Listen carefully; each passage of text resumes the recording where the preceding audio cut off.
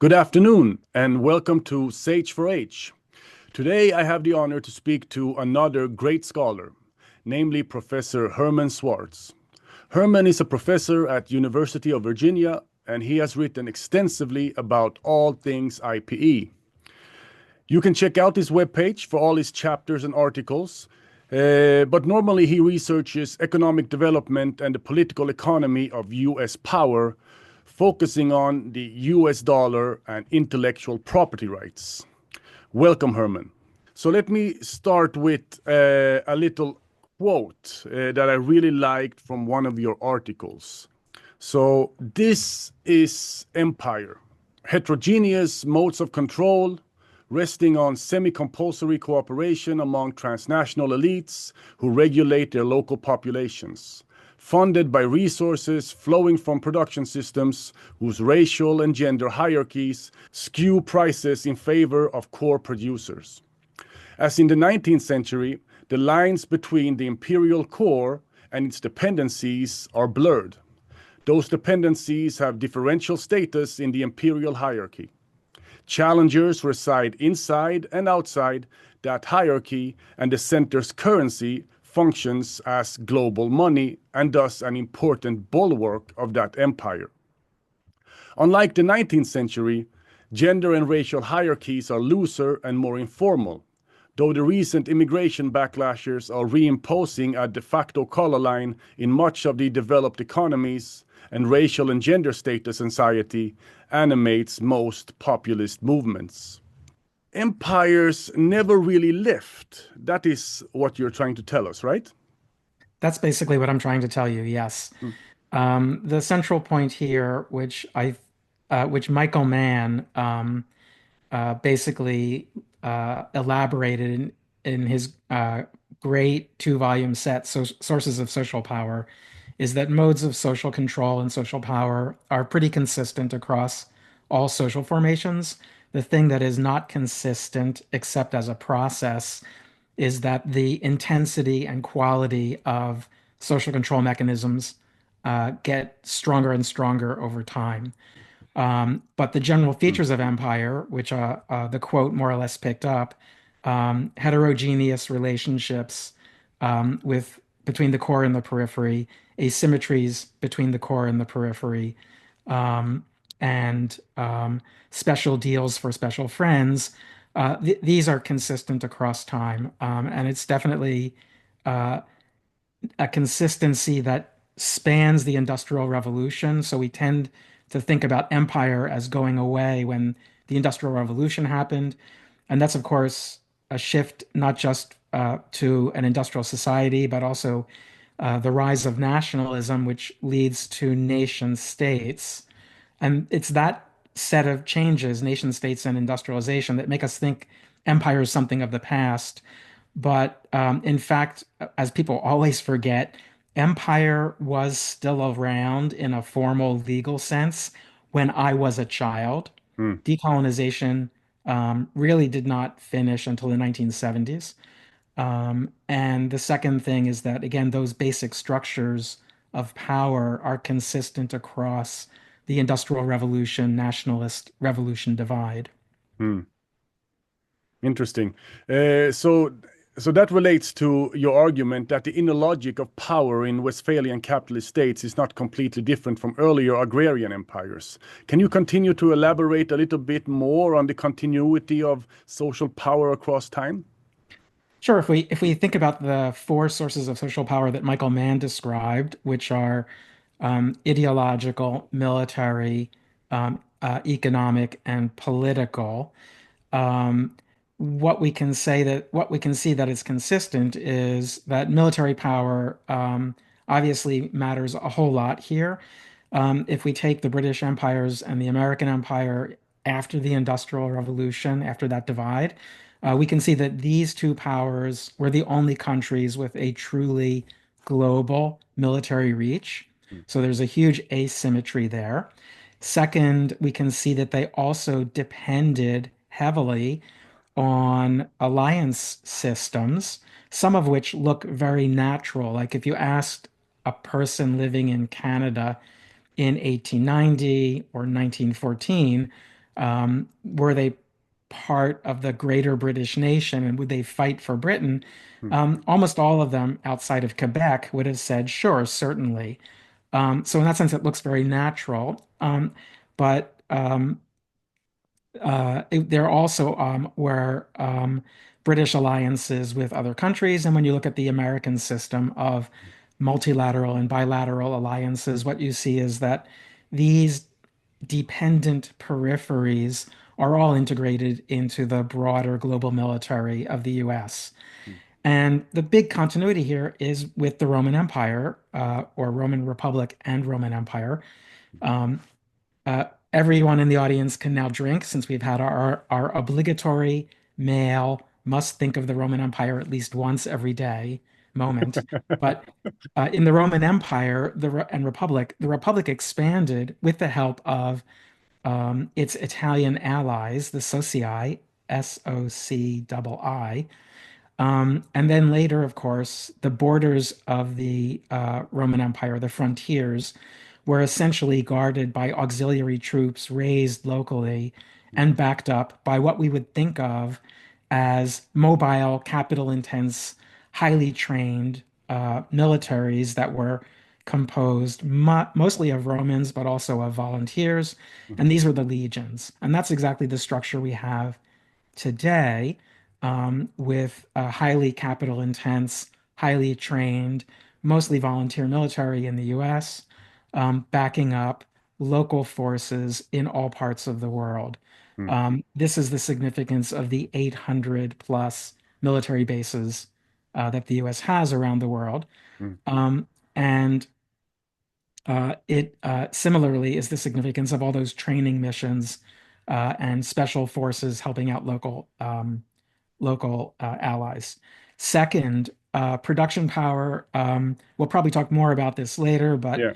it is not insignificant. It is, in fact, totally significant that American firms organize a disproportionate share of global value chains Mm, and capture a disproportionate share of global profits for large corporations.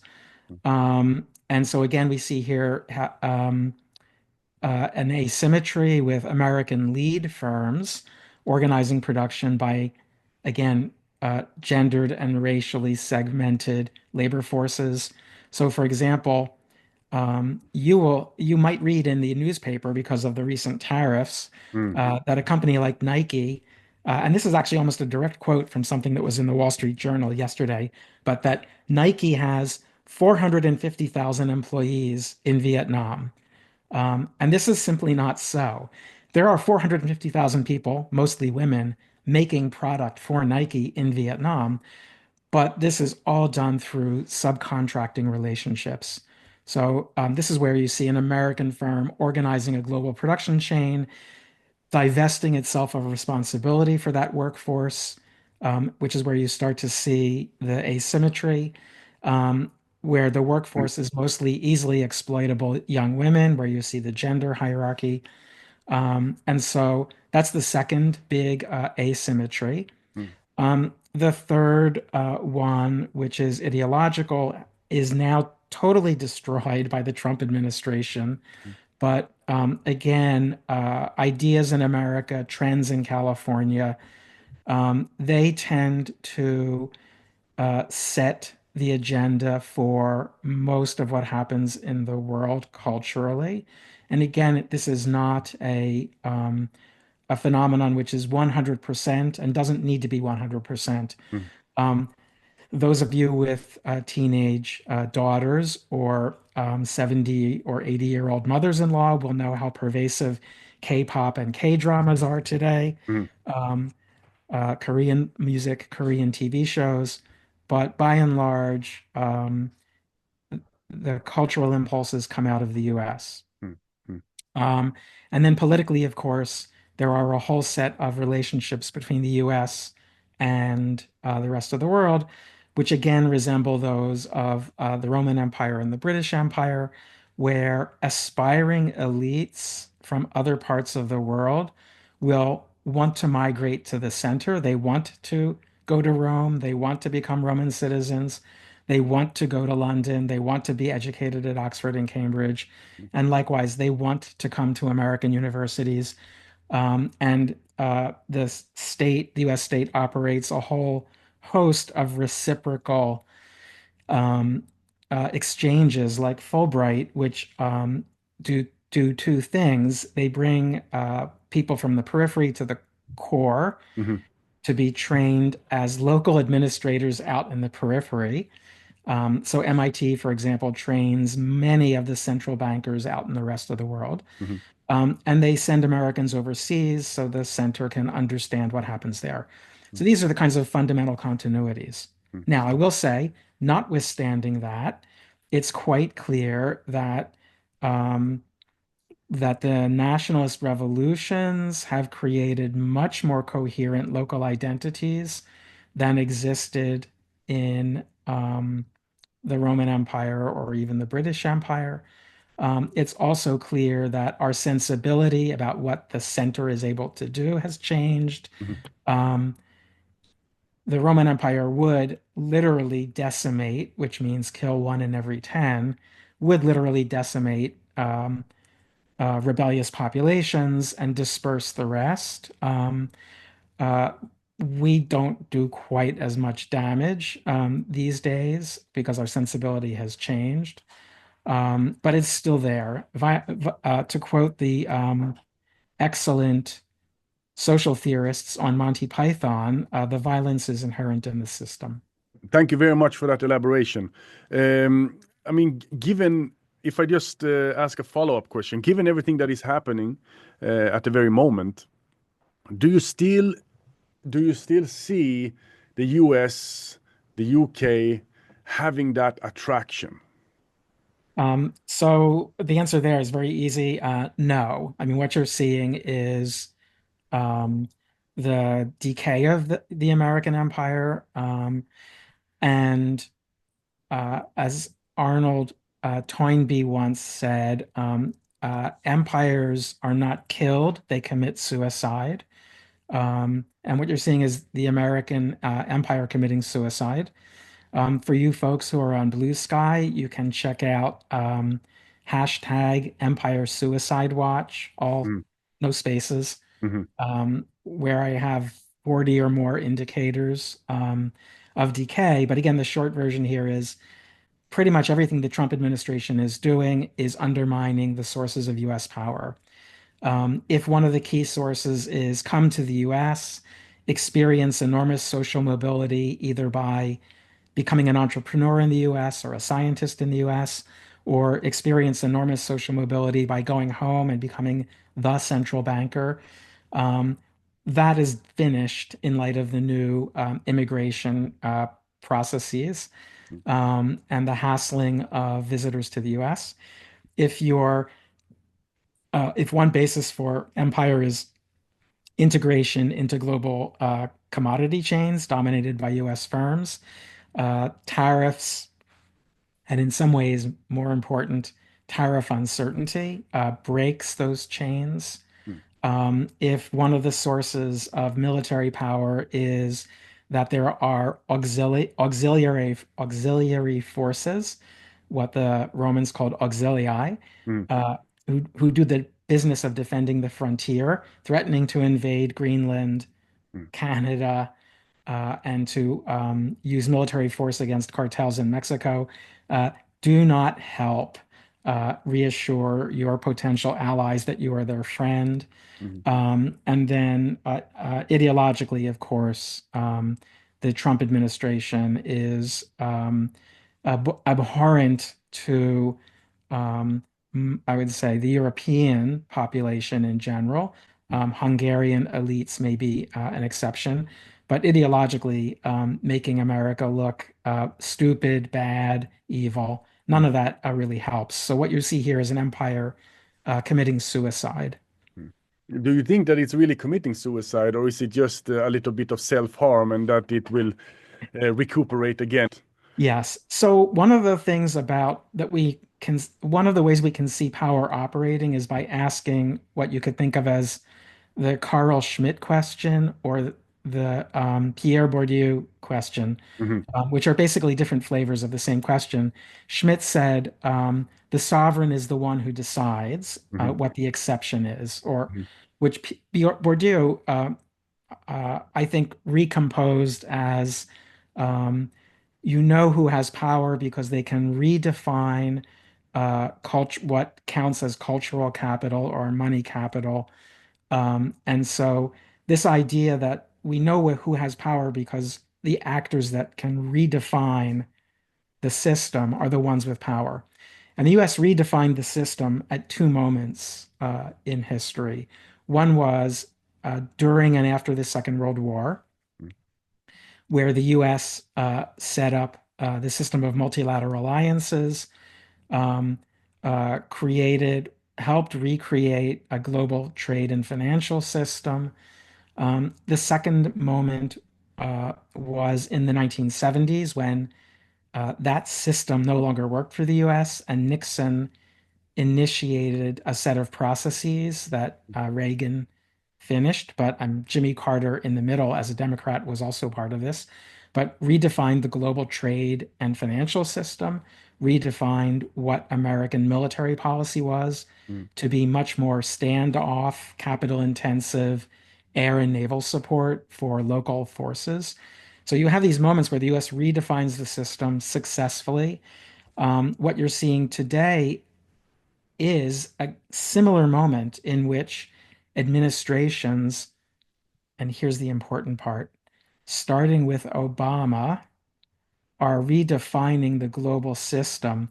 So when you think about the problems the US confronted in the 1960s, the problem was, oh, fixed exchange rates put pressure on the dollar.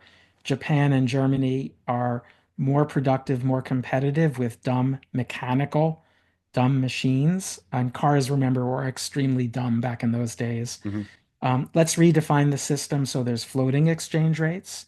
Um, let's force these countries firms to relocate production to the US. Um, and so you have a redefinition of the system. We have the same kind of challenges in the 2000s, which are, oh, the Chinese are outproducing the US in all of these low tech and medium tech goods, and the trajectory is not good. Oh, the Chinese are actually a real military threat in the way the Japanese were not in the 1970s, 1980s. Um, and so Obama administration starts to redefine the rules. They become more protectionist against China. They begin shifting, or at least talking about shifting, military resources to the Pacific. Hmm. And what you see with Trump is a continuation of that general theme, but, and again, here's the important part of the sentence, but done in a completely haphazard, self-destructive way. If you wanted to confront China militarily, you would not be telling the Vietnamese or the Southeast Asians, oh, we're going to put 50% tariffs on the exports that enable you to get economic development. That's self-destructive. You would not be telling the Canadians that we're going to absorb you. You would not be threatening a European member of NATO, which is Denmark, that yeah, we want Greenland, right? You would be trying to organize these dependent peripheries as part of a stronger alliance system. If you wanted them again, and if you wanted American firms to come out of this with dominance of production chains, you would not be doing tariffs. And if you wanted a revitalization of high-tech American manufacturing, you would not be canceling all the subsidies for the chips industry, the semiconductor industry, for the electric vehicle and battery industries. You would be continuing those. Those are things that Biden did. So what you see over the last four administrations, Obama, Trump, Biden, and then Trump again, is the kind of an effort to redefine what power is and what the power relationships are in the global economy and geopolitically. And it's done with a reasonable connection between means and ends under Obama and Biden. And it's done self-destructively under Trump. Mm, mm, mm. I see. Okay, we might continue that discussion as we continue. But let me first ask a few other questions Sure. relating to your research about the US dollar and intellectual property rights. Um, how does the US dollar, or how does dollar dominance shape geopolitical power? And can you elaborate on the relationship between the US dollar and the concept of empire? Sure. So again, if you look at all empires, what you see is efforts to establish the priority, the sovereignty of the cores, the central states' laws over peripheries. You see the effort to establish the central state's money as the highest powered money, even if local currencies persist. And so this is where you see the, again, heterogeneity and asymmetry. If you looked at the British Empire, for example, you would see that banks kept books and British, uh, I don't want to really say transnational corporations because they Mm, really weren't quite that, but mm, British offshore corporations kept their books in pounds sterling. mm, But the banks and the corporations out in the periphery often would operate with local currencies. mm, So there was a Canadian dollar in the 19th century, even though the big banks like Bank of Montreal would keep their books in sterling. mm, There was an Australian pound in the 19th century, um, or different Australian pounds mm, because there was no unified Australia. But there was an Australian pound in the 19th century, but the big banks kept their books in sterling. mm, And then here you see critically the not just the asymmetry, where the asymmetry is in a crisis, everyone would want to run from Canadian dollars to sterling or mm, run from Australian pounds to British pounds. But in the non-white colonies and the non-settler colonies, you had local monies operating that were backed by silver rather than gold, and they were sealed off. So there was a West Indian um, pound, there was an Indian rupee, there was an East African and West African pounds, and these currencies didn't circulate globally. They only circulated inside those zones, and because they were denominated in sterling, they typically would depreciate slowly over time relative to the pound. And so there you see the central money being the highest powered money. mm, Um, and we have the same thing today. Um, if you look globally, of course, it's no surprise that no one in Paraguay wants to hold Paraguayan pesos and that they prefer to hold dollars. It's less surprising that you have countries that are fully dollarized, like Ecuador, where there is no local currency. mhm, Um, right? Those are not surprising to us because in our imagination, we see these as countries with uh, states that have low state capacity. They can't tax, they can't enforce their own rules. But what is very surprising, I think, and what most people don't realize is that even rich, highly developed countries like or financial zones like the Eurozone or Japan or Korea are enmeshed in a set of relationships in which the dollar is the highest powered uh, currency. mhm, Now, two things here for the audience. The first is that when you think about money, you probably think about piles of cash in a warehouse, like in Breaking Bad, or you think about your wallet. And that's the wrong way to think about money. Um, the better way to think about money is that money is a form of credit, mm, and credit is a claim on future behavior. So it is a source of power. And credit is a source of power because credit always involves both an asset and a debt, an asset and a liability. And the debtor, the one who has the liability, is the one whose behavior is being compelled. The asset owner is the recipient of whatever that behavior might be.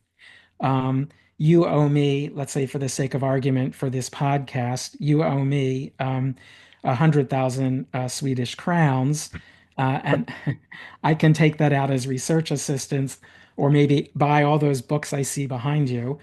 But this is a way for me to compel your behavior. So the way to think about money is to think about credit, which is again assets and liabilities. Um, and not all credit has the same degree of acceptability. The famous American economist Hyman Minsky once said, anyone can create money. The problem is getting it accepted. So what that means is an airline like SAS or an airline like United can create Euro bonus points mm, or frequent flyer miles, and they're a kind of money. It's a claim on future behavior. I can take my United frequent flyer miles and translate them into a better seat on the airplane or translate them into a flight, right? So there's a debt from United to me, but I can't take those frequent flyer miles down to the grocery store and exchange them for bananas, mm, right? So not all money is equally acceptable. And when you look at the acceptability of global credit, global debts, what you see is there's a hierarchy. And the hierarchy is, again, heterogeneous and asymmetric. mm, So how do we see this? The way we see this is in crisis, which is when all is revealed. And in every crisis except the current one, we see an asymmetry and a hierarchy and heterogeneity, which is that it is other people's banks and other people's central banks that come to the US Federal Reserve for help, not the other way around. mm, So why is that? Well, here's where we can see the centrality of the dollar. mm, About 50% of global trade is invoiced in dollars. And what that means is the price is of the good is, expressed in US dollars. And since all trade is financed with some kind of debt, right? Because if you're buying it, you borrow money to buy it. If you're producing it, you borrow money to produce it.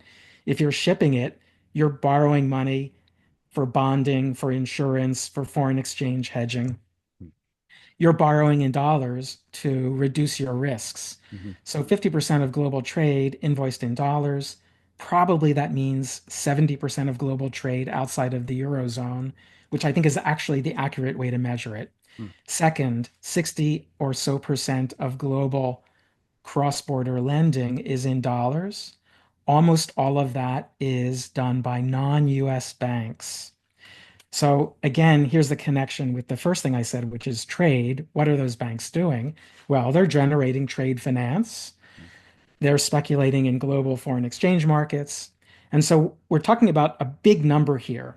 mm, At any given time, there's between 13 and 15 trillion dollars of outstanding debt, net of derivatives, outstanding debt in the world financial system.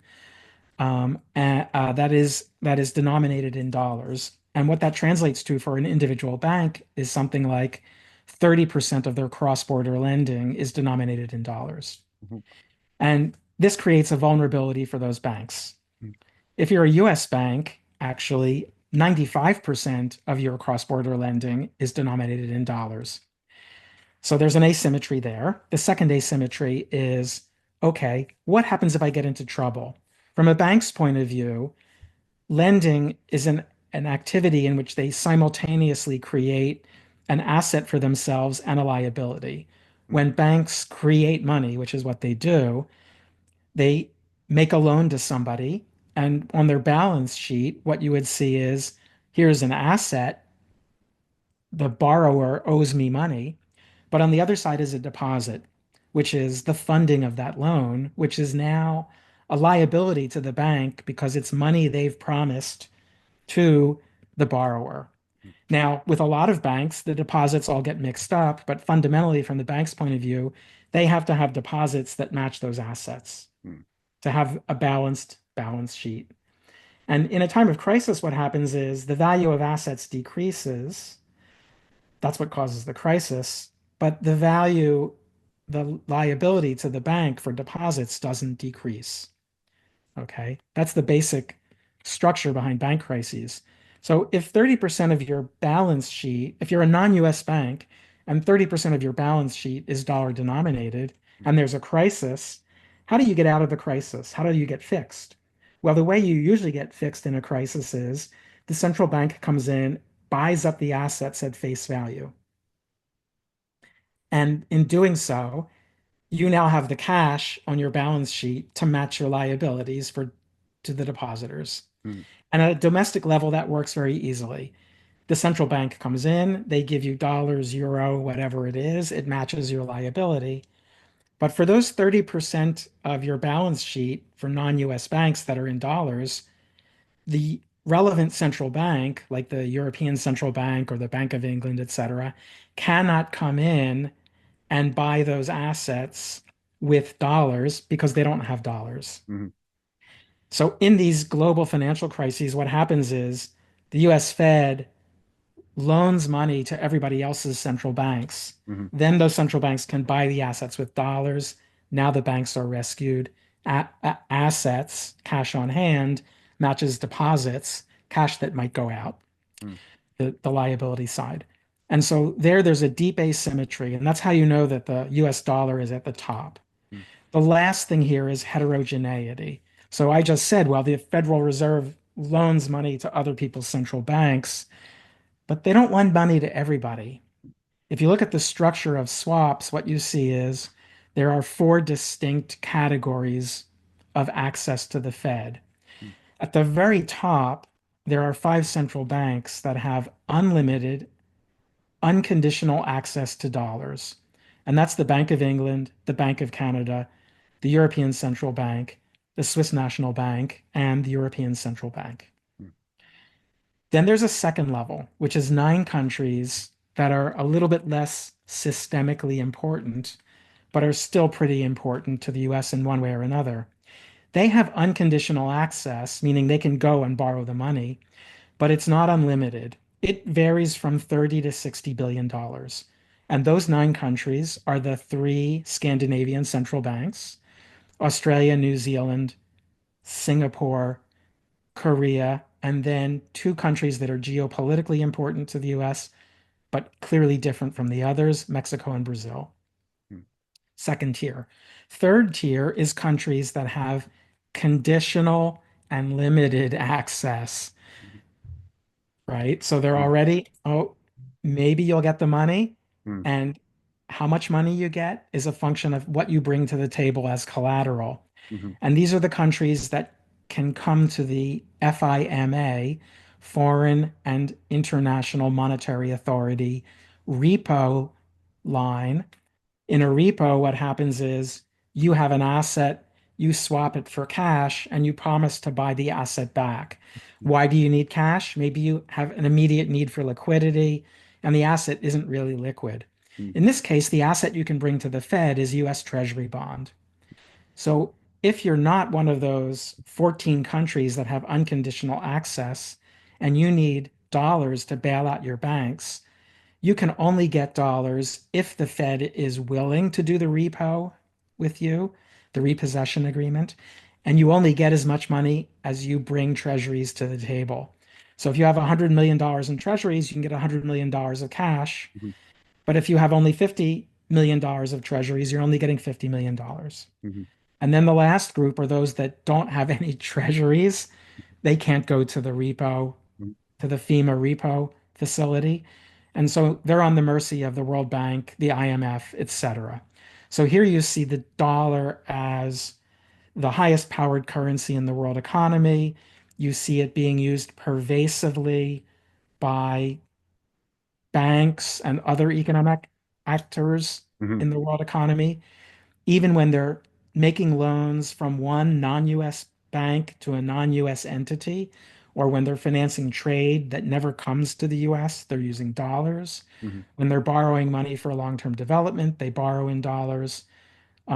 And when you get into trouble, it's the Fed that bails you out mhm, if you're important enough to be bailed out. mm, So there's heterogeneity, asymmetry, and hierarchy again. mm. Wow, wow, wow. Thank you for that very long explanation and elaboration. I really appreciate that. But given what you just said, these structures seem very deeply entrenched. How do these deep structures relate to the other argument that you had before that Trump is committing suicide? Can you really commit suicide when these structures are so deeply entrenched? What can Trump really do to change this? Right. So at the other side of empire, which is to say, not the center, Mm, but the peripheries, there are actors. People have choices. mm, Their choices are constrained, but they do have choices, and they can take actions to um, change the structures that they confront or to construct alternative structures. mhm, So if we look at the European Union, the motivation for the European Union to do economic and monetary union, mhm, which eventually will give you the euro, the European Central Bank, mhm, and the Eurozone, is precisely to insulate themselves from some of the effects of dollarization. If you create a common currency, you at least internally can keep your books in that common currency rather than dollars. mhm, So this is why I say we should net out intra-Eurozone trade and lending when we think about how pervasive the dollar is. mhm, But the logic here is very simple. In the pre-Euro days, um, starting right after World War II, um, the European Payments Union was created to help European states conserve dollars so that they could import critical goods. And so the European Payments Union basically said, in our trade inside Western Europe, mhm, we will um, allow for imbalances to happen, and we will settle them at the end of the day or the end of the week in this clearinghouse, which is the European Payments Union. And we settle each of our currencies by reference to what they called the unit of account. mhm, But the unit of account traded one for one with US dollars. So, in effect, all these currencies were tied to the US dollar. Once you create the euro, you're a bit removed from that degree of dollar centrality. mhm, So, actors in the periphery have power. mhm, They're not simply passive, non-player characters, NPCs, as the gamer community would talk about it. mhm, mhm, Um, the empires don't work by the center snapping its fingers and saying, you do this. They all work on the basis of cooperation motivated by self-interest, right? Again, I'm ambitious. I go to the US. I can become the CEO of Ford, right? Or I can become the CEO of Google. mhm, Um, so when Trump puts these ridiculous tariffs on, when Trump says, no, your elites who want to come to the US might be subject to immigration checks and told to return home because they've been critical of the US. When Trump says, again, we might forcibly annex or invade part of a NATO country. All of these things change people's calculation about the benefits of cooperation.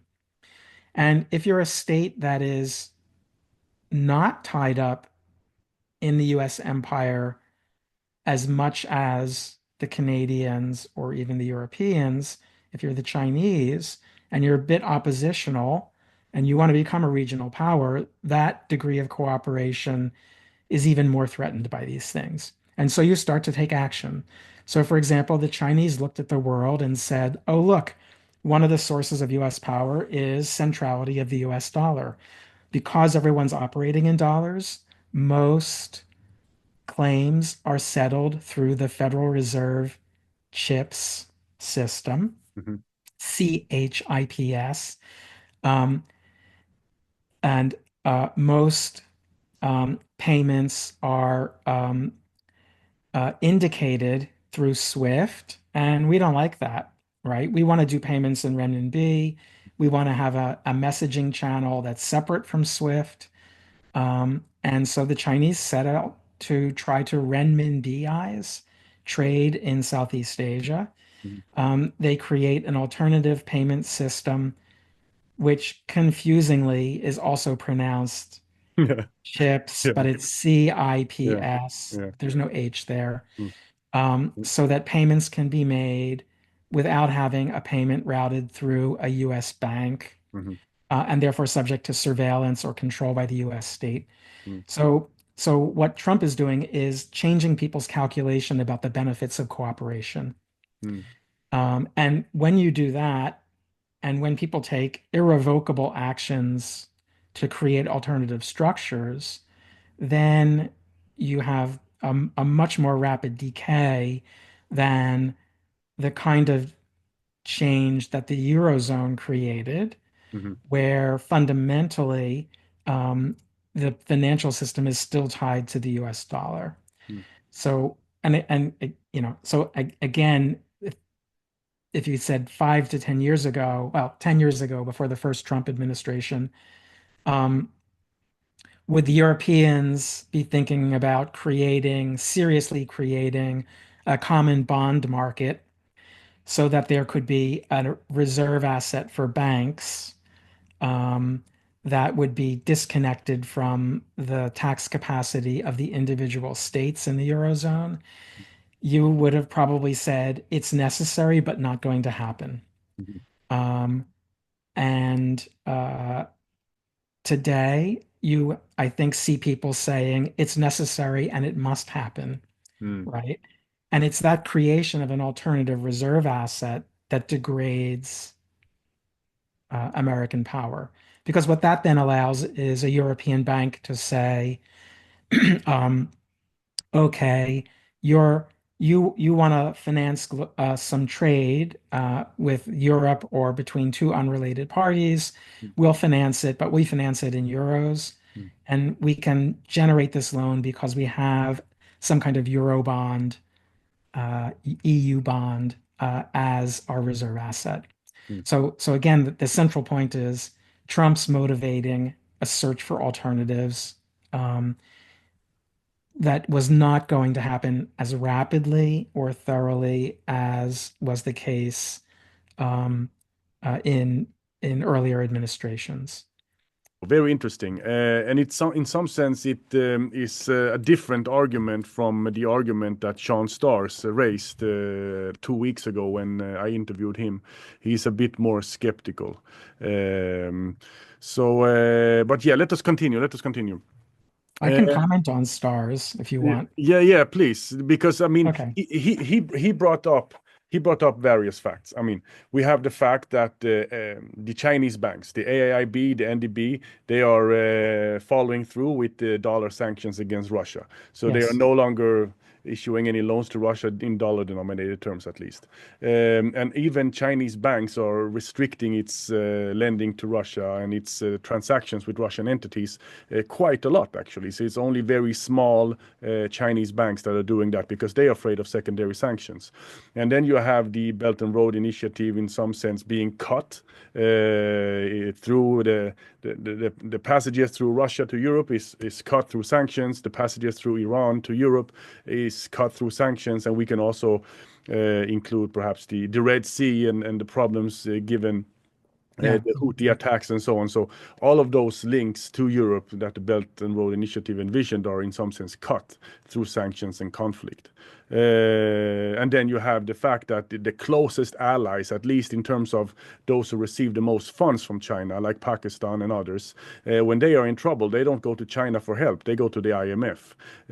And we have similar situations concerning Chinese African allies, like Ethiopia, big debt crisis at the moment, going to the IMF and so on. Yes. And then, of course, we have the big issue of US military power, which is still well and alive, and they are willing to use it. Yes. There were other arguments, but just to summarize very briefly. Yeah. Mm, Yeah. mm, So I know Sean Stars well. We're very friendly with each other. yeah. Um, I would say we agree about 80% here, right? Mm, All the things you're talking about, absolutely true. Most of the Belt and Road Initiative lending was done in dollars, mm, again, reinforcing the centrality of the dollar. Um, the point here, and China, as I said earlier, striving for some kind of regional military supremacy not global military supremacy. Um, and all those things are true. But the question is, you know, is the decay of the American empire accelerating because of Trump policies? And the answer is yes. So if we had imagined some kind of Hillary Clinton presidency, which would take us to the end of the Biden presidency, and then some, again, reasonable Republican, there actually are very few left, but reasonable Republican or a normal Democrat as president now, all these things that Trump is doing would not have happened, and there would be much less incentive to create parallel institutions. Mhm. Um, it's a question of speed. And I would not come out and say this is not, I'm not saying here that the U. Sorry for the metaphor, for Mm, those of you out in the audience, but I'm not saying that the U.S. is lying in the bathtub, slashing away at its wrists with a razor. mhm, Um, under the Trump administration.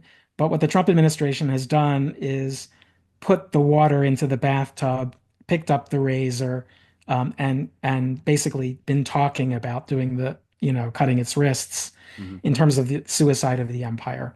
mhm, Um, so, like you were talking about Chinese banks obeying sanctions and the link, the Belt and Road Initiative link through Iran and Russia being shut. And of course, what the Trump administration is doing is being nice to Russia, trying to shut down the Ukraine war, at which point all these connections are revived again. And that's where you see the kind of problematic nature of the administration, or where you see pressure, you see incentives to de-dollarize. mhm, Will it be a slow process? Absolutely, but faster than it would otherwise have been. If you look at the British Empire, pound sterling was still a reserve currency as late as a serious reserve currency as late as the 1960s. mhm, And it's still actually, relative to the size of the British economy, a significant an, a significant reserve currency in the sense of the pound being used as a reserve currency more than you would expect from British GDP, mhm, share of global GDP. But already at the end of World War One, it was clear that sterling was doomed. mhm, Okay.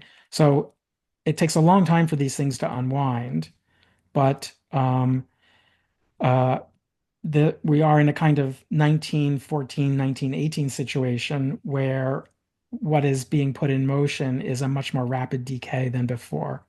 And again, at the end of 1918, the British were in debt to the US, even if they were net creditors barely to the rest of the world. mhm, Those core dependencies, Australia, New Zealand, Canada, South Africa, were all taking steps to truly become independent, mhm, to create their own militaries, to have their own foreign policies. So, moving from a situation of no sovereignty, or at best, deep, deep, deep semi-sovereignty, to a situation of something closer to full sovereignty. mhm, Then again, that also took a long time, but those things were happening. Same thing here.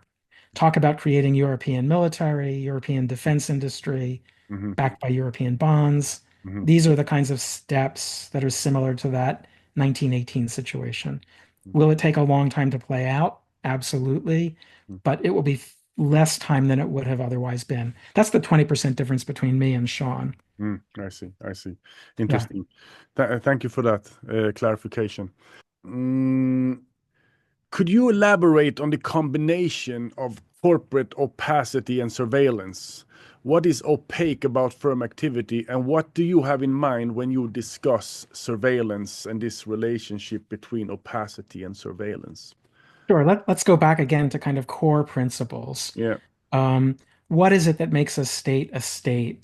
I think a lot of people think of this as a binary situation where, oh, over here we have fully sovereign states, and over there we have something like Somalia, um, or Somalia, where there basically is no state.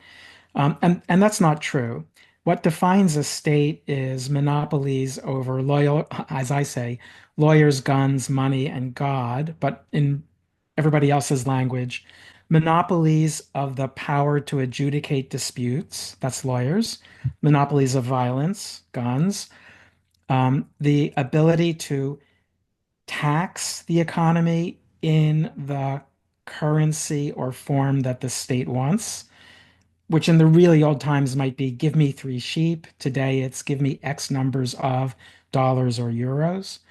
And then God, in the old days, actually very powerful. Today we would say national identity. Okay. So one of the fundamental features of a state is its ability to tax um, in the currency it prefers. And the ability of corporations these days to use the different regulatory structures and different tax structures in the world economy to avoid taxation is a fundamental threat to stateness. That's why corporate opacity matters. If you are able to hide billions of dollars offshore or pretend that your profits don't exist, you undermine state taxation capacity.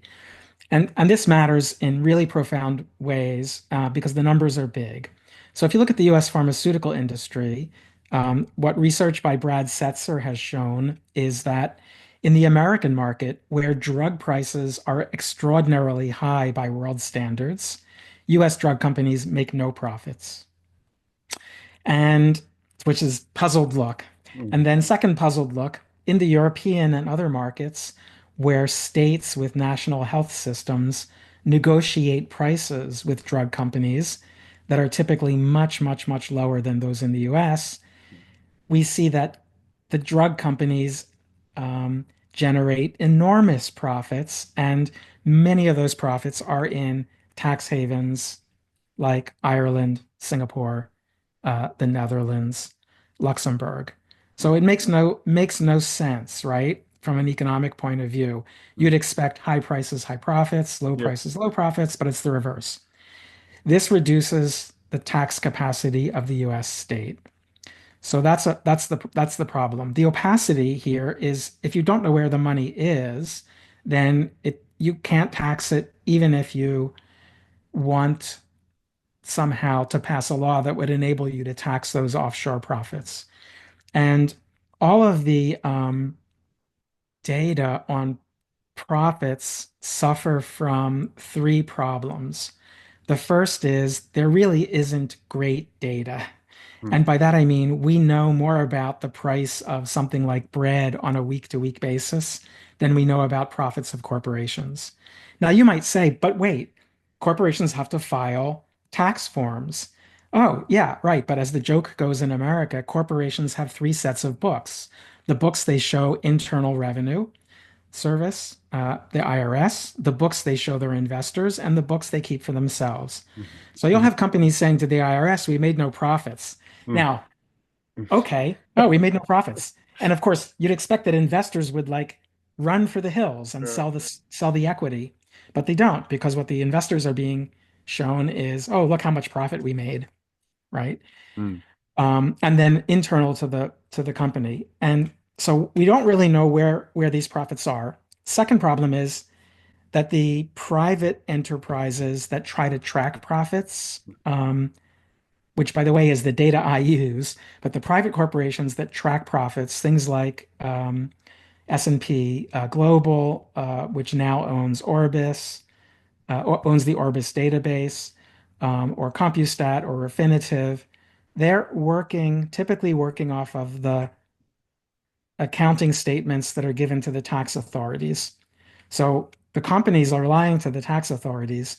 The public databases are aggregating, sorry, the public but privately owned databases Mm. are aggregating data from those formal statements. Mm. And when they're doing that, what they're doing is getting data on all the individual subsidiaries that companies create in order to do this regulatory arbitrage. And they are not comprehensive. So to pick an example, a famous example, from one year to the next, there was a subsidiary of a famous company whose logo is a fruit, Mhm. um, that went from having zero profits booked to 30 billion profits booked. And Overnight. it's like, well, why wasn't that in the database last year? Well, I mean, it was completely puzzling. So the databases are not comprehensive. And then the third thing is because there are so many cross linkages among companies, we don't really know where the money ends up ultimately. Mhm. So, so opacity matters because if you cannot see where the money is, you cannot tax it. And what's happened in both Europe and the US is that the state-run registries of beneficial owners, the people who actually own a corporation, have been either closed, as in Europe, closed to the public, Mhm. or in the US, simply disbanded. That's one of the things the Trump administration did. Mhm. So there already was bad data, and now there's no data. You don't know who owns anything. Mhm. And Mhm. this is where the research by people like Albina Gebaldolina becomes important. She tries to track who actually owns things. There was an earlier study done in 2011, which basically said out of the 50 or so thousand firms that are identifiable in the Orbis database, 50,000, there's 700 firms that essentially control the bulk of those firms. And within the 700, there's an inner core of 50 firms that control the 700. So Oh, wow. the opacity is a problem because you can't see where the power actually is. Mm. Mm. And if you can't see where the power is, you can't understand who's lobbying Mm. governments and why they're lobbying governments Mm. to create these regulatory systems that are mismatched Mhm. and therefore open up spaces for arbitrage over taxes, arbitrage over labor regulations, arbitrage over what counts as a corporation, arbitrage over um, environmental regulations. Mhm. And what that then does is create these corporations that nobody recognizes as a corporation. So Mhm. here we can talk about Apple, which is a corporation named after a fruit. Mm. In the old days, the way they avoided taxes was that American tax law said if you are a company who is chartered in a different country, we won't tax those profits because the other country has the right to tax those profits. And what Irish tax law said was if you're a company operating in Ireland, but you have no employees and a majority of your directors are foreign, you're not domiciled in Ireland for taxes also. So the Americans were basically saying, we don't tax you because of the way our law is written. The Irish were saying, we don't tax you because of the way our law is written. And so this corporation that Apple set up, which was the recipient of most of its global profits outside the US, was in some sense stateless for tax purposes. Mm. Mm. And you need to have transparency to be able to understand these structures. Mhm. That's why this is problematic. Mm. Yeah, it's very problematic. But don't you think that global elites of various kinds, individuals, corporate interlocks, that they are in some sense enjoying this system, benefiting from the system, wanting the system to remain the same? They have no incentive to change it, and I think Chinese elites, Indian elites, even Russian elites, if they were allowed to, elites from all over the world, that they want to be a part of this, and that the US is selectively drawing elites into this system, and by putting them in different board of directors here and there, they have no incentive to challenge the system whatsoever. And that is why nor Europe, nor China, nor anybody else will be able to change it, because the core elites from those states or regions, they are in that very system, profiting from it. Totally. This is how empire works. Yeah. But this is also how human nature works. Suppose you're the CEO or the majority shareholders of Puchen Corporation. Puchen is the central intermediary between the factory-less American brands like Nike and the subcontractors that actually produce the goods. So they dominate the interface between sneaker producers and a company like Nike or Adidas. So you might look at them and say, well, they're benefiting from this structure, and that's absolutely true. But of course, humans are greedy and they want more stuff, they want more money. And if you look at the structure of profits, Pu Chen gets profit out of this system, but they could get much, much more Hmm. if they had the ability to produce branded goods for the US or European market. Or if you look at a company like Hon Hai, which people sometimes talk about as uh, Taiwanese company. Taiwanese company, they make electronics. Yeah. Foxconn. Yeah. People talk Yeah. about it as Foxconn, but Mm. Foxconn is a subsidiary of Hon Exactly. Hai. Yeah. Yeah, okay. If you're Hon Hai, you're making 25% of global electronics, right? You should be a dominant player with massive profits, but their profits are trivial compared to Apple's profits or Taiwan Semiconductor Manufacturing Mm. Company's profits. Their profits per employee are 1% of Apple's profit per employee. Yeah. So again, Even so, the yeah, CEO and the board members might be enjoying extremely nice lives. yes, perfectly good lives. Mm. But but if you think about billionaires, right? What's the utility of the second billion, right? What's the Yeah. you can't spend the money fast enough. Yeah. I mean, okay, some of them Yeah. are trying, like Jeff Bezos will Mm. build or Elon Musk will build rockets, Yeah. but you can't spend the money fast enough. So, you and I, because we're academics, we're perfectly happy.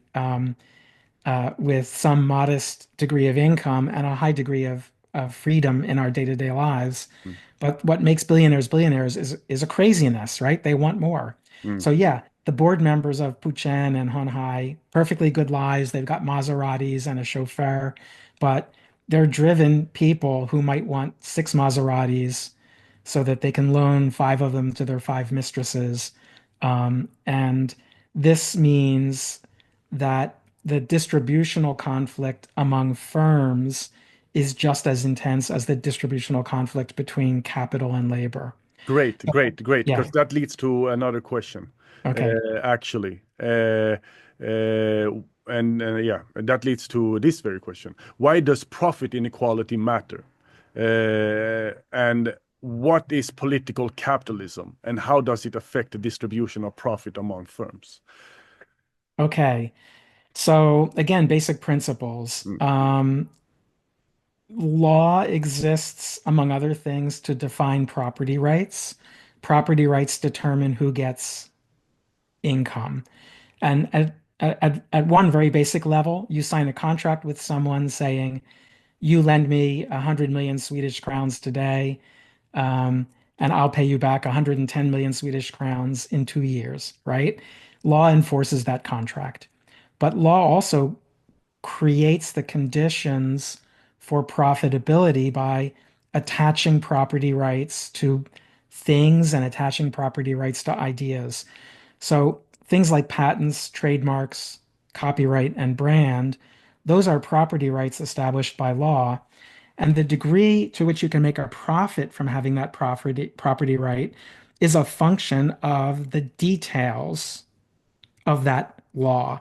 So if the law says you can have a patent for 20 years, that creates a different flow of income than a law that says you only can have a patent for 10 years. Mhm. If the law says you can have a copyright on Mickey Mouse for 28 years, it creates a different stream of income than one that says you can have a copyright on Mickey Mouse for 95 years or 110 years. Mhm. Okay. So property rights define who gets what. So firms compete not just in the marketplace over price and market share, but they also compete in the political market to get legislation that creates property rights that favor them. And so you could imagine a world in which, again, to use the US example, because it's what I know best, you could imagine a world in which the Supreme Court says, okay, um, business process patents, which are things like Amazon one click, Mm-hmm. um, or peer-to-peer payment systems, business process patents are not legal. They're not novel. They're not patentable. Mm-hmm. And in that situation, peer-to-peer transfer networks could not operate profitably because you can't patent it, you can't create a stable market position. You can you would have competitors immediately entering the market with exactly the same kind of software or user experience. And for example, again, to anchor this in real life, when smartphones were first rolled out by Apple, um, one of the features was slide to unlock, which Mm-hmm. shouldn't have been patentable because it's not, I mean, under US rules, it's not really novel. But it was patented. And then when Samsung came in with a competing product, Apple sued Samsung in US courts, saying that it violated Apple's patent and therefore that Samsung should not be allowed to sell smartphones in the US market. So if you're the only company in the US market with smartphones, if you're Apple and there's no competition from Samsung, you can raise prices and make much bigger profits than you would otherwise be able to do. So the specifics in these property rights determine who gets money. And in our capitalist economy, there are two fundamental conflicts. One is capital versus labor over what the profit share will be. And the other, which we can call the Marxist conflict, and the other is what I call the Veblennian, after Thorstein Veblen, Mm-hmm. the Veblenian conflict, which is the distributional conflict among firms for shares of the profit share, meaning Mm-hmm. how profits will be distributed. And this is, by the way, the economics textbooks talk about this also, but just not as a conflict. Um, and this conflict matters because you have different kinds of economies based on different kinds of property rights.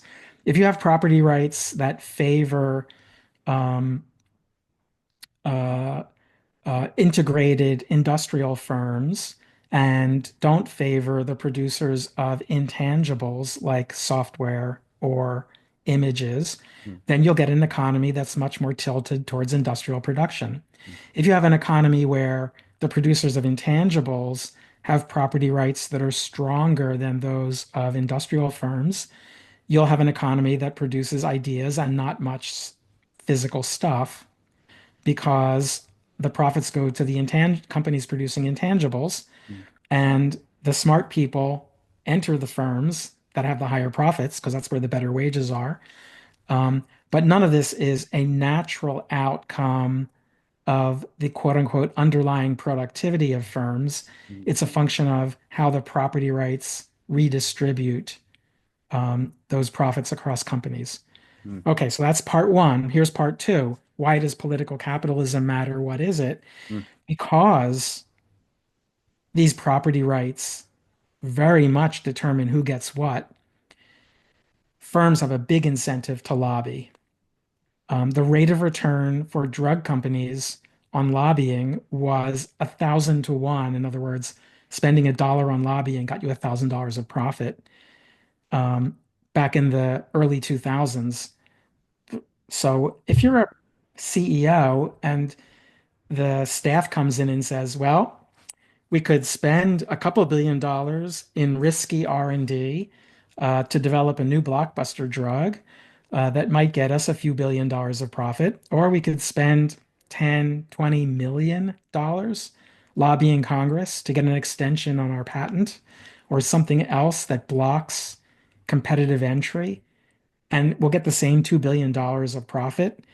The CEO, the rational CEO, is going to say, let's lobby, Mm-hmm. not let's innovate. And so political capitalism is a capitalism in which your profits are a function of your relations with the state, your ability to get favorable deals from the state. And in this case, because we don't live in we don't live in, a world which is all political capitalism. We don't live in a world which is all economics textbook markets, but a blended system. What you see is firms doing both things, but struggling to get that favorable property rights regime. And this again goes back to the issue of who gets the profits from the profit pool, mm, and then whose companies are powerful. The mm, third step here is power recreates itself. If you're powerful enough to get good property rights that favor you, your profits are high. If your profits are high, your stock market capitalization is going to be high. And if your stock market capitalization is high, you can then buy up companies that might threaten your monopoly position mm, or threaten your the legal structure around your property rights. So again, real life folks in Silicon Valley talk about the kill zone or the valley of death around the big tech companies. mm, And the kill zone is, oh, a competitor is emerging. We'll mm, just buy you up, borrowing money against either using our outsized profits to buy you or borrowing money against our market capitalization mm, or exchanging our high market capitalization shares for your low market value shares. mm, And so companies that might be competitive threats disappear. mm, If you know Google's portfolio of companies, mm, you would notice that there's Google Maps, which provides navigation software, navigation services. But Google also has a second navigation software called Waze, Waze. And it's like, why? Why do they have two navigation softwares? Well, the answer is that Waze was initially an Israeli company. It had better navigation software than Google Maps and actually much better than Apple Maps. And Google saw them correctly as a competitive threat to Google Maps. So they bought Waze and they folded it into the Google ecosystem. And in doing so, they preempted a competitive threat. mm, So that's the essence of political capitalism. Because again, if you go back and say, how can they do that? You might think, well, shouldn't there be laws against monopoly? And there are laws against monopoly, and they have to be enforced. mm, And so, if you don't have enforcement of antitrust law, as we say in the US, or anti-monopoly law, mhm. then you get these perpetual monopoly positions. And so, this is that second distributional conflict. Yeah, yeah, yeah. We are in the heydays of political capitalism today with Trump. I mean, that is the kind of system that he is excelling at.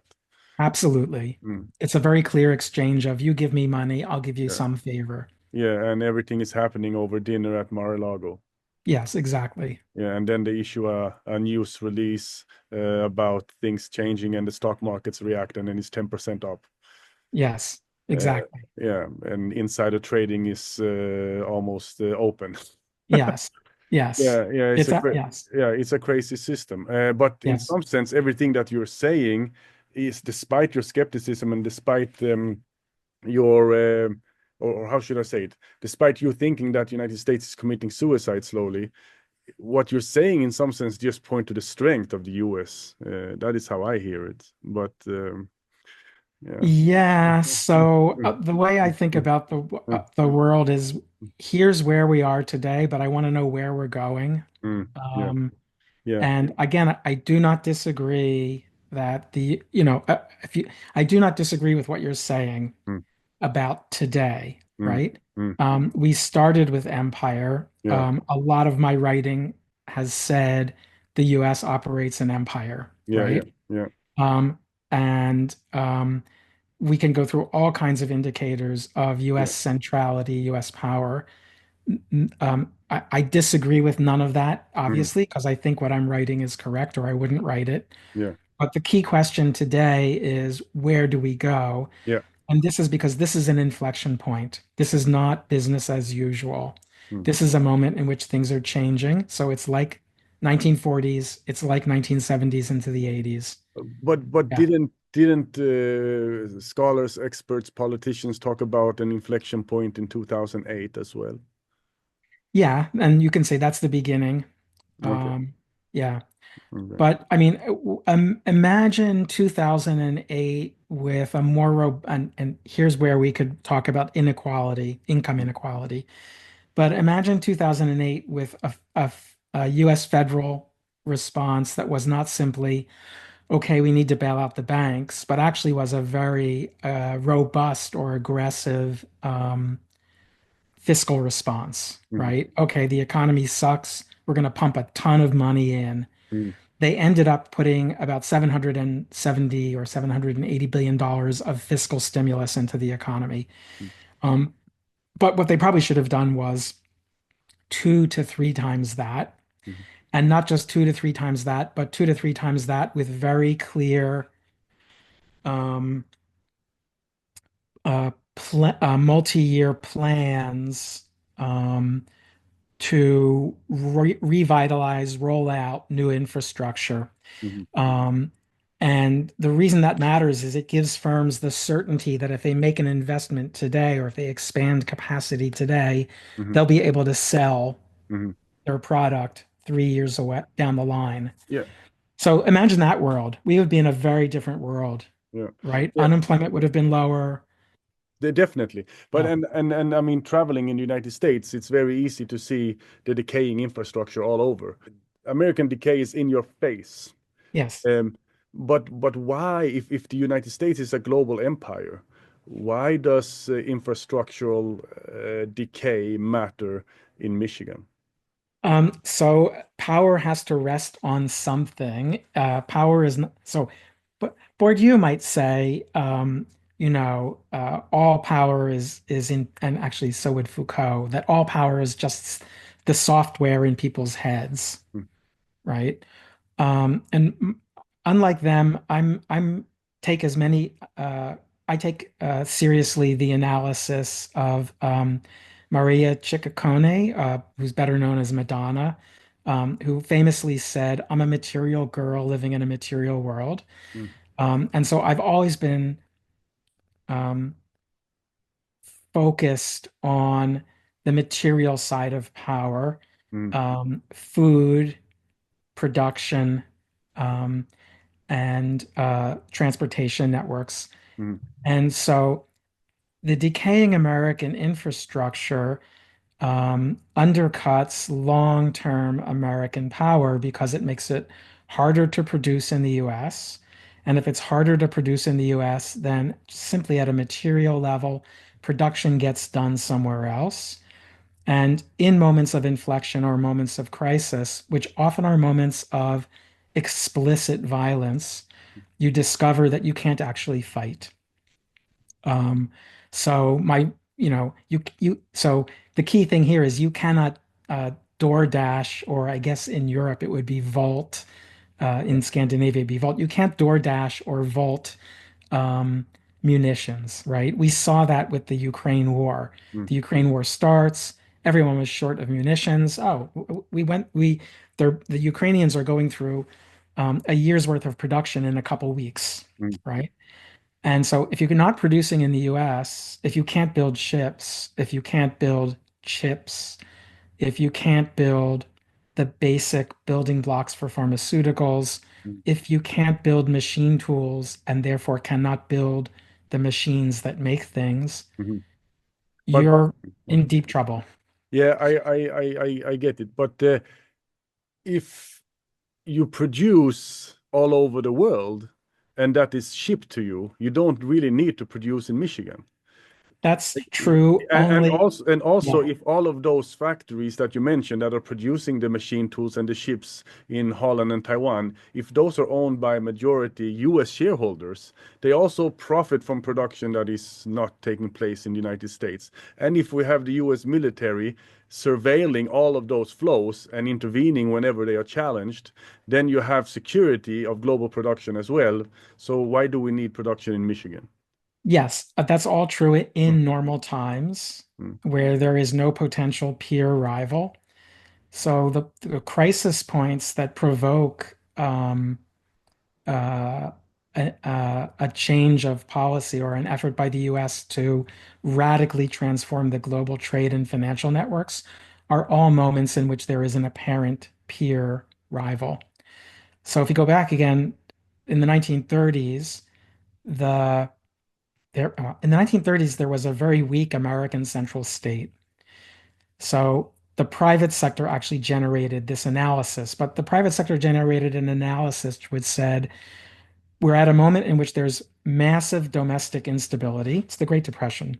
Hmm. There's massive domestic instability. The only way to have stability is to have growth. The only way to have growth securely is to have inputs that we don't produce here at home.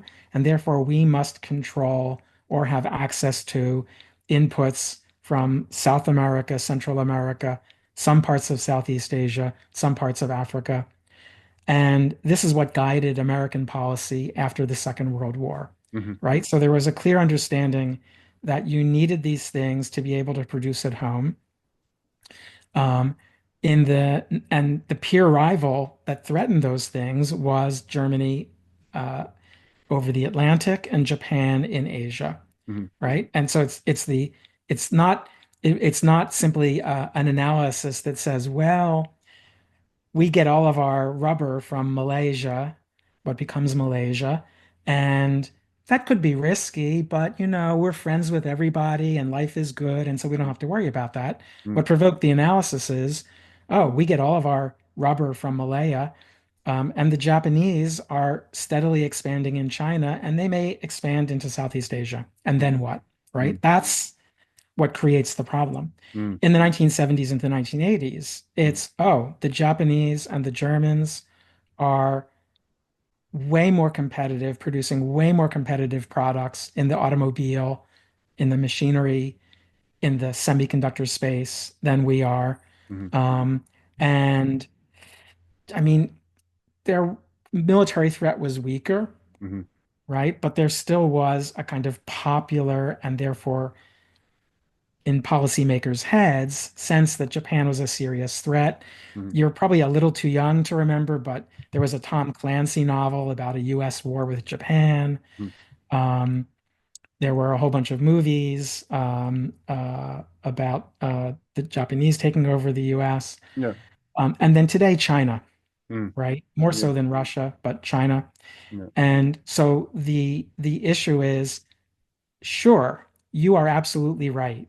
If you can give pieces of paper, treasury bonds, Yeah. mortgage-backed securities, Yeah. to the Germans and the Japanese and get um, Hello Kitty dolls and Mercedes-Benz, what's the big deal? It's great, no problem. Yeah. But if you actually have to fight a war with China, Hmm. you've got a problem. Hmm.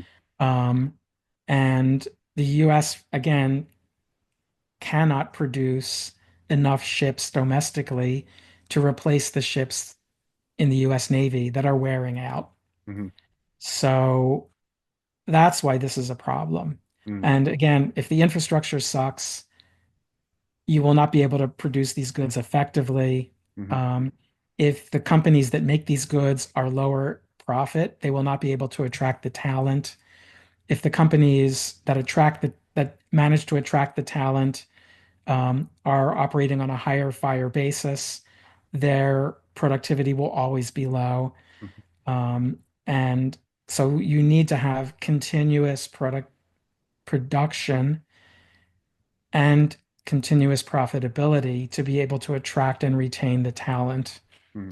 So, if I had a kid um, who was interested in being a mechanical engineer, I would probably steer them and they were determined to do it, I would probably steer them in the direction of also learn software, see if you can get into the robotics or the prosthesis, replacement parts for people Yeah. industries, but not the car industry, Yeah. right? Not the submarine building industry. Hmm. Um, but in fact, I would probably persuade them not to become a mechanical engineer at all. Or go to China. Or, yeah, well, go to China, but you can't anymore. Yeah. So, yeah, Yeah. Hmm. Yeah. Yeah. Interesting. yeah. Maybe that sums it up. Very interesting, and thank you very much for this very, very rich interview. Okay, well, thanks for asking me. I'm looking forward to seeing what comes out of this. Yeah. All right. So that's it, I think. We Okay. have gone way over time, and I saw the clock several times, and I really don't want to abuse your kindness to share. Yeah, well, I'm basically retired, so it Yeah. doesn't matter. Okay, yeah, no, my wife was also texting me at the same time, but she already left, so no problem. Okay. But yeah, interesting. I'm actually a bit more. I think what Trump is doing is he's drunk on the Kool-Aid of power. He's so drunk on the Kool-Aid of power that he's doing this kind of craziness. But I don't think it will harm the US in the way that you depict it. I think that what we're seeing now are Europeans, um Asians, and others debating what are we going to do with this new situation? How are we going to deal with this? Should we create our own military? Should we create our own defense? Should we create our own bonds, etc., etc., etc.? But in the end, I think that the European, Asian, and even Chinese elites actually are so embedded into this system that they don't want to cut off the hands that are feeding them. When the head of the biggest investment company in Sweden was interviewed by Swedish television, you probably know him, Marcus Wallenberg, head of Yeah. investing. Yeah, they asked him, why did Ericsson pay to be a part of Trump's inauguration? How can you do such a thing? That's not ethical, moral to do. Um he was very blunt about the reason. Well, we have to be close to power, and we might build more factories in the US now as a result of Trump's policies. Uh, I think that is how European companies will react. Volvo announced as well, oh, we will build more factories in the US. Um, and all kinds of firms, I think, will react that way because that is the new game in town, and they need to be in the US and they want to be close to power. Um, and I also see that the Chinese is much more dependent than the Japanese were, for instance. The Japanese economy was much more self-sufficient than the Chinese economy. China is still very dependent on foreign technology, for instance, even though it is the manufacturing hub of the world, and we could argue that China is the sole manufacturing power. It is nonetheless a platform for the world's companies, at least when it comes to high technological production. So when it comes to robotics and so on, China is very dependent on foreign suppliers, foreign technology. And when it comes to everything that is categorized as high tech, right, it's very dependent on foreign technology still, despite its manufacturing capacity that is extremely impressive. Um, so it is nonetheless, despite its strength, it is nonetheless more dependent than Japan, for instance. Um, and I think, I mean, the fact that you have Xi Jinping himself sending his daughter to Harvard, I think it was, and Chinese elites doing the same and having their companies listed on NASDAQ and so on, that's where they want to be for your own, that you mentioned, their own self-interested, greedy purposes. Um, so in some sense, the US empire is a platform for all kinds of elites to exploit. And all kinds of elites want to be close to power now, close to Trump. I don't think they care too much about challenging that, to be honest. Yeah. Maybe I'm too pessimistic. Yeah. Uh, So again, if you look at the Roman Empire did not disappear until 14 something something when the Turks conquered Constantinople. yeah. But from, roughly 450 Yeah, to, let's just say, 1450, 1,000 years. It took 1,000 years for it to completely disappear. yeah, So yeah, I agree with you. yeah. My point would be, looking at this, what do you think the world looks like 10 years from now, right? As compared to a scenario where we don't have Trump and we have a kind of normal administration. I would say we would have very divergent futures there, very different futures. Okay. And and it certainly is true that, when Reagan put quantitative restrictions on Japanese car companies, the response was to build factories in the US. Um, so, sure, Ericsson may expand its production facilities in North Carolina to avoid exchange rate volatility, to avoid tariffs. Um, but what Trump is doing is destroying the underlying growth potential for the US economy, and money goes where the growth is. So, again, I didn't say this in the recording, but this is why I emphasize differential growth. Yeah. If the American economy grows faster, you're going to invest in the US economy. And if you invest in the US economy, it will continue to grow faster, right? Mhm. That's self-reinforcing. Mhm. Trump's undermining that. Most of the high-tech industry in the US is built on immigrant labor. Mhm. Um, and it's precisely because, hey, that's where the money is. You can make a lot of money. Mhm. Canadian, um, I was for 6 months in Waterloo, Canada, and the Mhm. University of Waterloo is the Canadian equivalent of MIT. Mhm. And it's where the BlackBerry company, RIM, RIM, used to be. Mhm. So they generate an enormous number of highly skilled people in the software and electrical engineering space. But there's no firms there of any significance because they all go to Silicon. All the people either migrate to Silicon Valley or they sell out to Silicon Valley. Mhm. Um, but if you can't get a visa, or if you're at risk of being deported, or if the growth of the firms in Silicon Valley slows down, Yeah. why not stay in Canada? Mhm. Yeah. Yeah.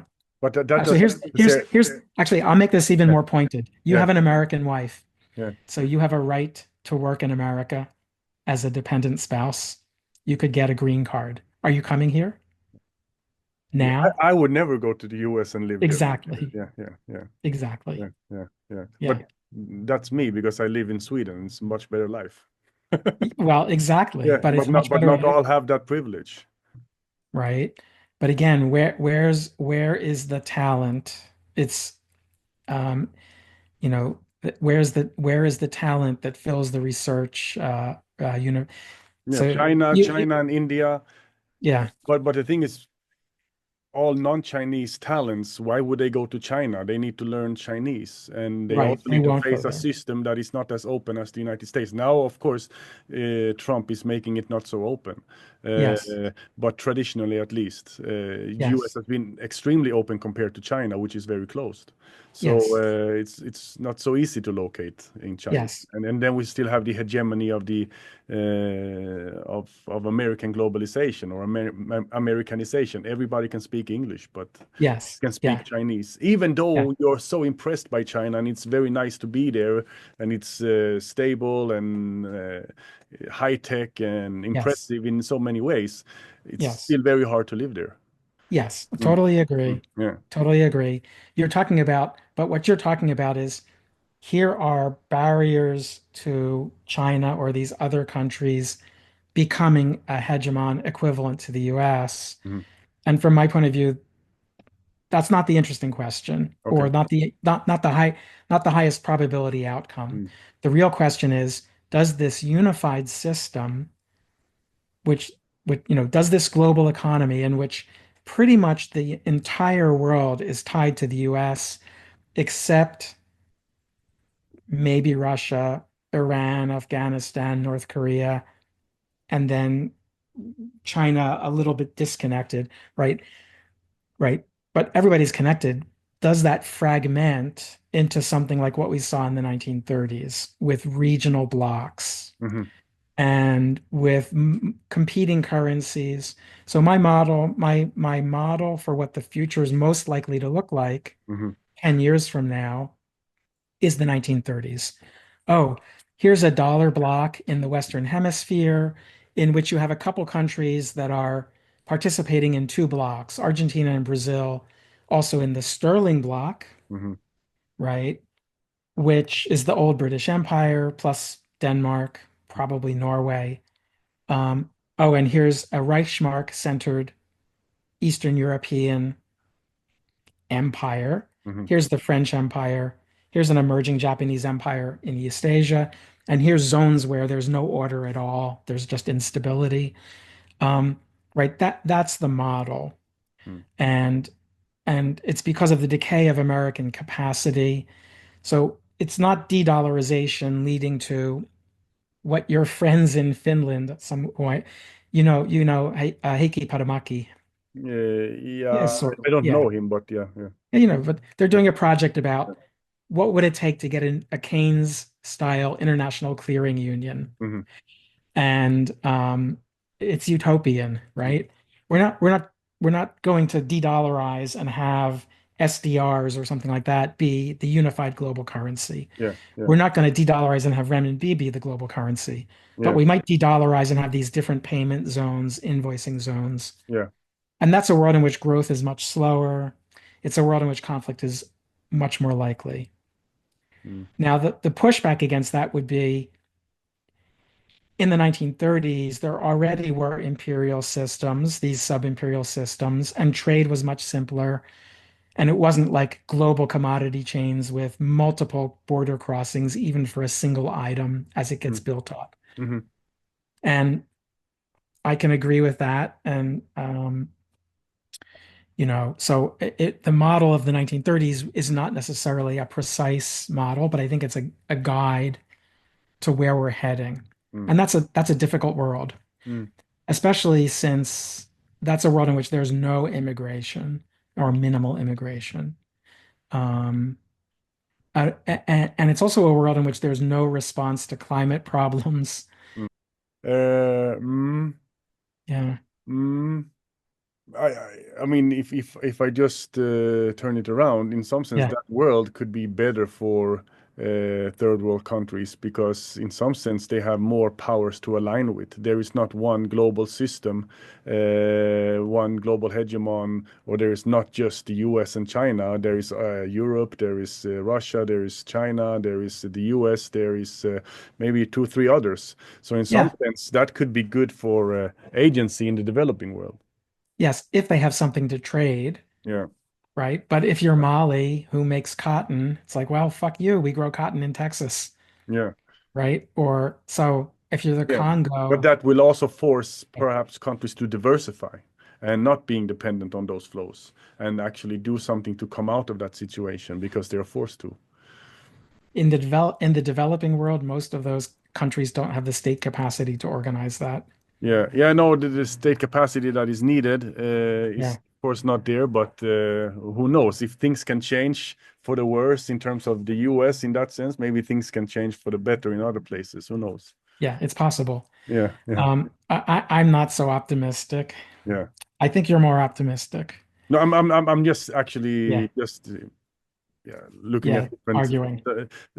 scenarios and arguments and Yeah, so on. I'm not really optimistic myself either. I'm quite pessimistic. yeah. I am quite pessimistic about where we're heading. And yeah, so but I think that my pessimism is not that the United States is getting less power. I think my pessimism rests in the US having more power. Right. And being a dictatorship. Yeah. Yeah, So yeah, and using its military wherever it likes, yes, and nobody can challenge it, yes, and that is really dystopian. yes. Yeah. Well, two things. One is because we're in Virginia, close to Washington, Mm, and lots of military bases, mm, we get a lot of military officers coming through our graduate programs. mm, And so I talk to these folks, and the consensus basically is they hope there's no war with China. mm, The one sentence summary of central, the one sentence summary of the central tendency in what they say is, we will win the first few battles and then we will lose the war because we simply cannot replenish anything. mm, We cannot produce anything. mm, We cannot replace the ships that are lost. We cannot replace the aircraft. We cannot replace the munitions. The Chinese can. So the Chinese, it'll be like one person said, it's going to look like the Russian front in World War II.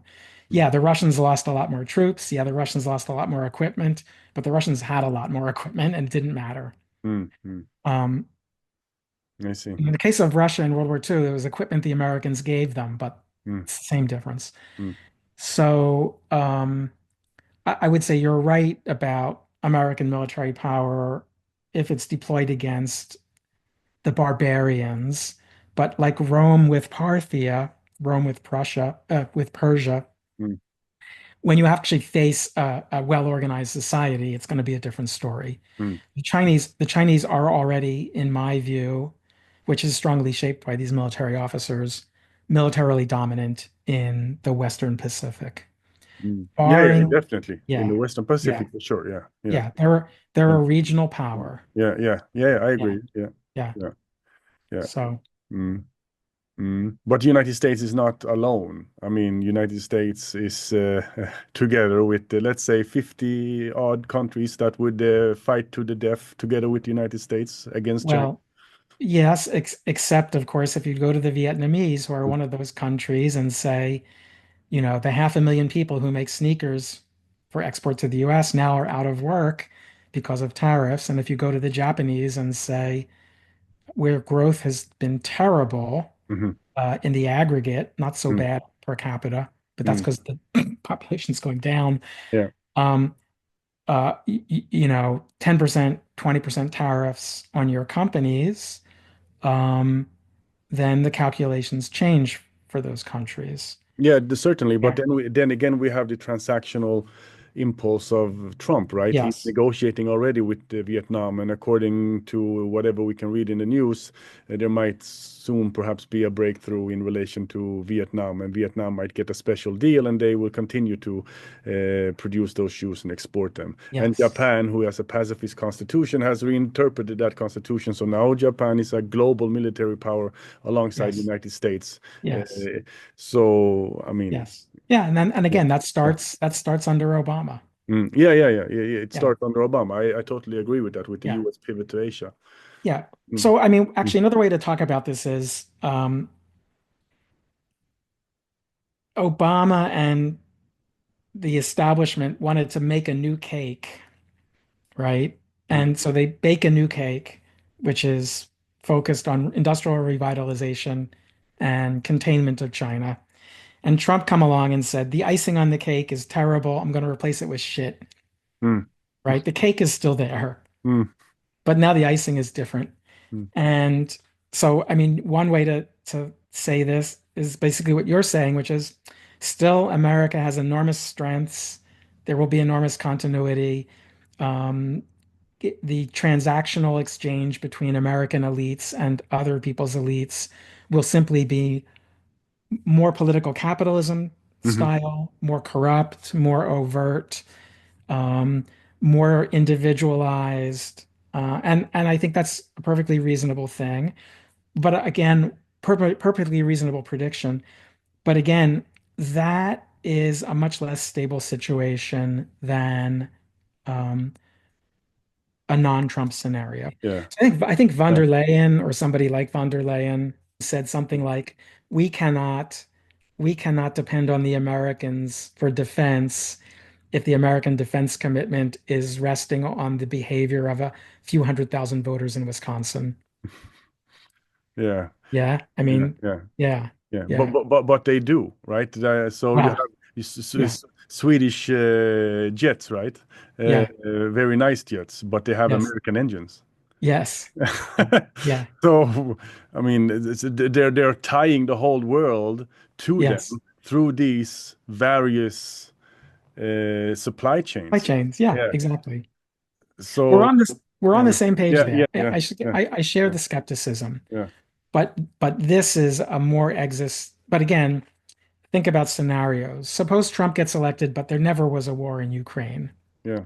Would the Europeans be, or certainly the Eastern Europeans, be as anxious to create a Europe-wide um, defense establishment? No, Probably not. no, no.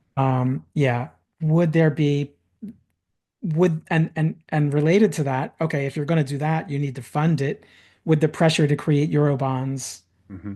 be as strong? No, No. no. The war in So, Ukraine is there, yeah. and Europeans want to continue the war instead of trying to end the war.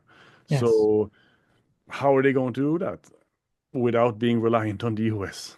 Yes. Yes. Well, Yes. again, Yeah, I mean, yeah, again, I totally. So if we were if we were doing this as a set of like 10 lectures or Mm. something, Yeah, yeah. there would be a lecture on the military side and the integration of the military. And the key takeaway would be that organizationally, like your Swedish aircraft, Mm. the command structure, the communication structure, Mhm. the logistics structure of NATO is all controlled by the Americans. Yeah, yeah. And that's by design. Yeah, Yeah. interoperability is basically US centrality. Yes, exactly. Yeah, yeah. Exactly. But a nice name. Yeah, yeah, yeah. Yeah. Interoperability is nicer. Yeah. Yeah. Mm, Yeah. mm, Yeah. So again, I mean, we are in agreement about mm, what that the empire is here and it's still strong. mm. The question is, where is it going? Yeah, yeah. Yeah, Yeah. yeah. Where's Yeah, it going? yeah, yeah, yeah, Yeah. exactly.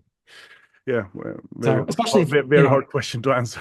for somebody like you who's probably late 30s, early 40s. Yeah, yeah, Yeah. good guess. Okay. Yeah. You've got with based on Swedish life expectancy, you've got a good 40 more years ahead of you. Hmm. So I mean, maybe if I'm lucky, I have 30 because uh my grandmother lived to be 105 and a half. Hmm. So maybe I have 30, but more likely I have 20. Mm. So I'm a little I think you should be a bit more concerned. Yeah, yeah. Yeah. Yeah. Yeah, yeah, Yeah. Yeah. yeah, 20 years probably I can ride it out, yeah, yeah. but Yeah, I just remember just one thing before you sure. go. When you sent the mail after I published that piece together with Salvatore in International Theory, where interoperability was actually our primary institution for military networks in world society. You sent us an email saying that, oh, very nice article because we combine Michael Mann, which you talk about a lot, Yeah. with Susan Strange, and instead of getting four structures, we get six actually. Yeah. Uh, and then you commented that despite the merits of the article and so on and so on, you forget American decay. And and now we are here talking about American Yeah. decay again. Yeah. Yeah, yeah. All right. Okay. Thanks a lot, Herman. Really nice Okay. to talk to you. Good to talk to you. Yeah, Write another article like that.